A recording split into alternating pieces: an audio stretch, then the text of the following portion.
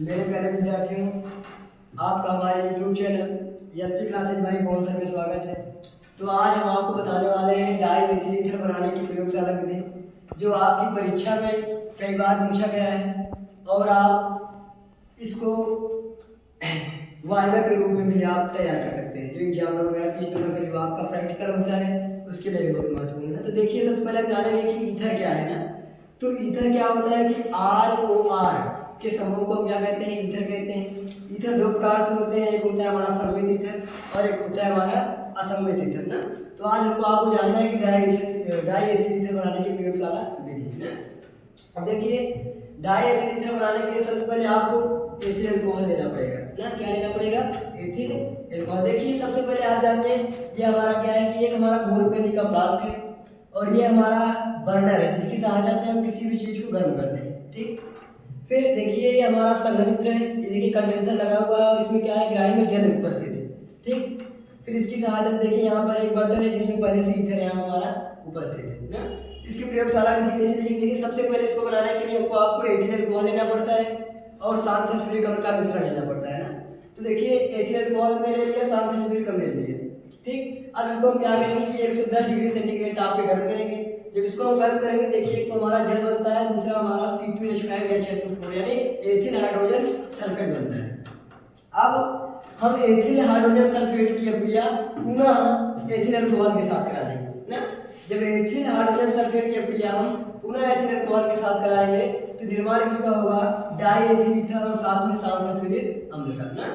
तो अगर हम लगातार शांत सल्फ्यूरिक अम्ल और एथिल अल्कोहल की अभिक्रिया कराते रहेंगे तो लगातार हमारा ईथर बनता रहेगा और वही विधि हमारी ईथरीकरण कहलाती है ना। अगर हम बात करें इसकी प्रयोगशाला विधि लिखने के लिए तो देखिए भाई, सबसे पहले हमने क्या लिया, एक गोल पेनी का फ्लास्क लिया। तो सर्वप्रथम हम एक गोल पेनी का फ्लास्क लेते हैं, फिर उस गोल पेनी के फ्लास्क में आप क्या करें कि एथिल अल्कोहल ले लीजिए ना। तो गोल पेनी के फ्लास्क में हम एथिल अल्कोहल की कुछ मात्रा लेते हैं। अब देखिए, एथिल अल्कोहल की मात्रा लेने के बाद देखिए हमारा क्या है, कीप है। अब हम कीप की सहायता से इसमें क्या करेंगे, शांत सल्फ्यूरिक अम्ल डालेंगे ना और बूंद बूंद करके। जब इसमें हम शांत सल्फ्यूरिक अम्ल डालेंगे उसके बाद हम इसको बर्नर की सहायता से क्या करेंगे, गर्म करेंगे ना। तो बर्नर की सहायता से गर्म करने पर एथिल हाइड्रोजन सल्फेट की वाष्प बनती है। किसकी वाष्प बनती है भाई? एथिल हाइड्रोजन सल्फेट की। अब हम एथिल हाइड्रोजन सल्फेट की वाष्प को हम संघनित्र की सहायता से भेज देंगे। कहाँ भेज देंगे? ग्राही में भेज देंगे ना। अब ग्राही में पहले से क्या उपस्थित होता है? ठंडा जल उपस्थित होता है ना। तो जिससे हमारा किसका निर्माण होता है? डाई एथिल ईथर का। लेकिन डाई एथिल ईथर में क्या होता है कि अशुद्धियां मिली होती हैं। किसकी अशुद्धियां मिली होती है भाई? शांत सल्फ्यूरिक अम्ल की अशुद्धियां मिली होती है। अब अगर हमको आपको इन अशुद्धियों को दूर करना है तो इसमें हम क्या करते हैं, कैल्शियम क्लोराइड मिला देते हैं और कैल्शियम क्लोराइड मिला करके इसको हम क्या कर देते हैं, सुखा देते हैं ना। कैल्शियम क्लोराइड मिला के इसको सुखा देंगे और इसमें हम सोडियम धातु डालकर इसको हम धुल देते हैं। जब हम सोडियम धातु डालकर इसको धुलेंगे तो हमको आपको शुद्ध डाई एथिल ईथर प्राप्त होगा ना।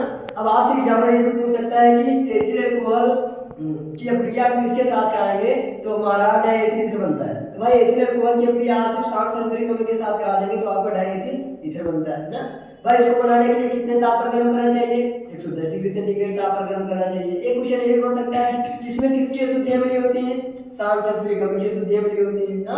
या फिर इन अशुद्धियों को दूर हम कैसे करेंगे? कैल्शियम क्लोराइड मिला के सुखा के ना।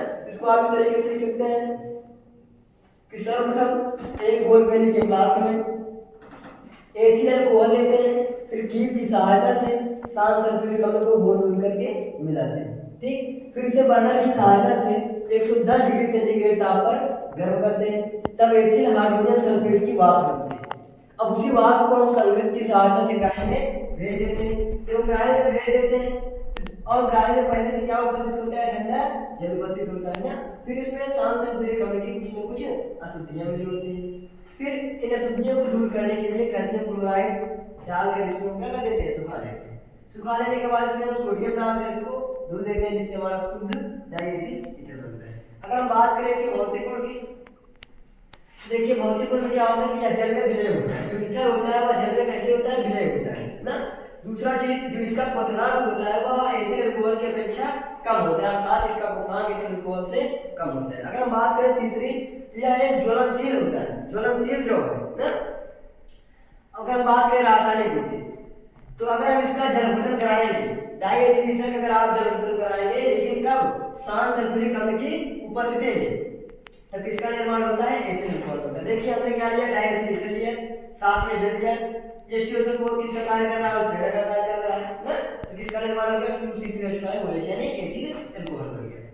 अगर हम दूसरी बात करें, अगर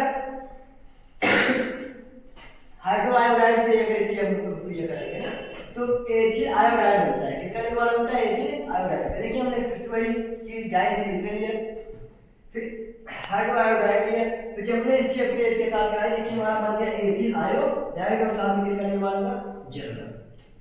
और अगर हम इसका निर्जलीकरण कराते हैं तो किसका निर्माण होता है, एथिलीन और जल का निर्माण होता है।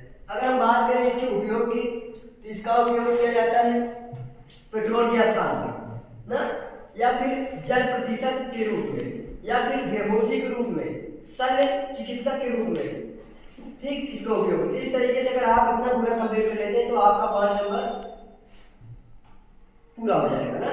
तो हम कोशिश करते हैं और उम्मीद करते हैं कि आपको बहुत बेहतर समझ आया होगा। इसी तरीके से हम कक्षा 12 में जितने भी टॉपिक आने वाले हैं सबकी चर्चा हम आपके साथ करते रहेंगे। सिर्फ आप हमारे साथ बने रहिए और हमारे चैनल के साथ आप बराबर जुड़े रहिए।